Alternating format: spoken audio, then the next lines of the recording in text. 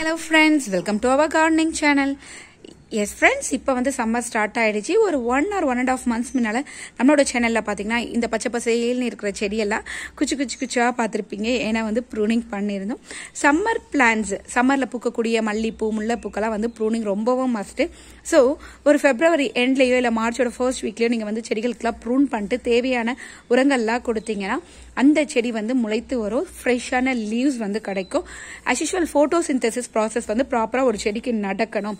அதுக்கு தேவையான உணவை வந்து ஒரு செடி ப்ரிப்பேர் பண்ணணும்னா ஃபோட்டோசிந்தசிஸ் நடக்கணும்னா அந்த ஃப்ரெஷ் லீவ்ஸ் வந்து ரொம்பவும் முக்கியம். செடிகள் பழைய செடிகள் ஏஜ்டு லீவ்ஸாக இருந்தால் அதோட க்ரோத் வந்து கொஞ்சம் ஸ்லோவாக தான் இருக்கும்.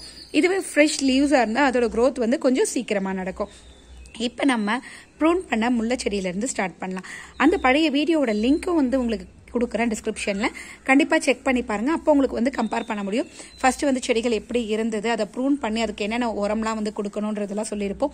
உரங்கள் காலையில் கொடுக்கணுமா, ஈவினிங் கொடுக்கணுமா, அதுக்கப்புறம் செடிகளுக்கு வெயில் தேவையா தேவையில்லையா, எந்த அளவுக்கு தண்ணி ஊற்றணும், செடிகள் வந்து மண் எந்த அளவுக்கு இருக்கணுன்ற எல்லா டீட்டெயில்ஸும் வந்து என்னோட ஹஸ்பண்ட் வந்து அந்த வீடியோவில் ஷேர் பண்ணியிருப்பாரு.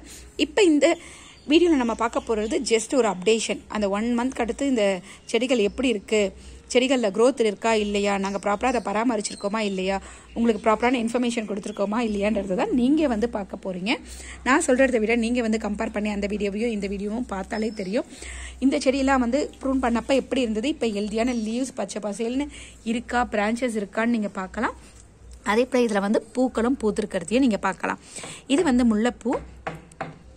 இது வந்து ஒரு விதமான முல்லைப்பூ ஃபேமிலி. நல்லா இலைகள்லாம் வந்து நீட்டாக இருக்குது.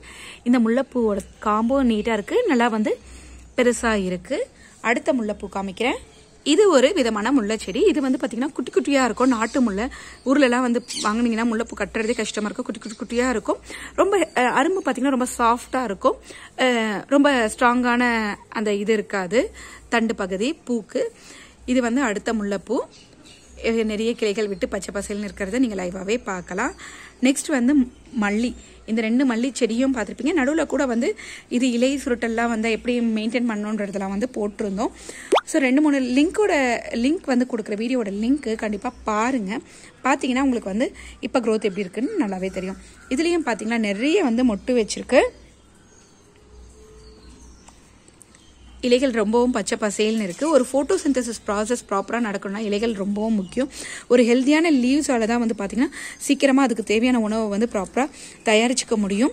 ஸோ ஹெல்த்தியான இலைகள் வந்து ரொம்பவும் ஒவ்வொரு பிளான்ட்டுக்குமே மஸ்ட்டுன்றது தான் நீங்கள் தெரிஞ்சுக்கிறீங்களே. ஸோ இதுலேயும் பார்த்தீங்கன்னா நிறைய மொட்டு வச்சிருக்கு குட்டி குட்டியாக. கண்டிப்பாக பூக்கள் பூக்கும் போது நான் அதை பறிக்கிறத வந்து கண்டிப்பாக ஷார்ட்ஸில் வந்து ஷேர் பண்ணுறேன்.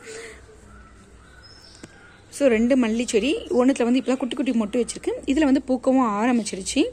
இதுலேயும் பார்த்தீங்கன்னா உங்களுக்கு நிறைய மொட்டு வந்து இருக்குது. இலைகளும் நிறைய பச்சை பசேல்னு இருக்குது.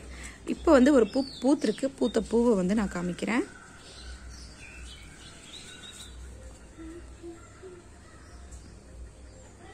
இது வந்து அடுக்கு மல்லி. ஸோ அதனால தான் அடுக்கடுக்காக பூத்திருக்கு.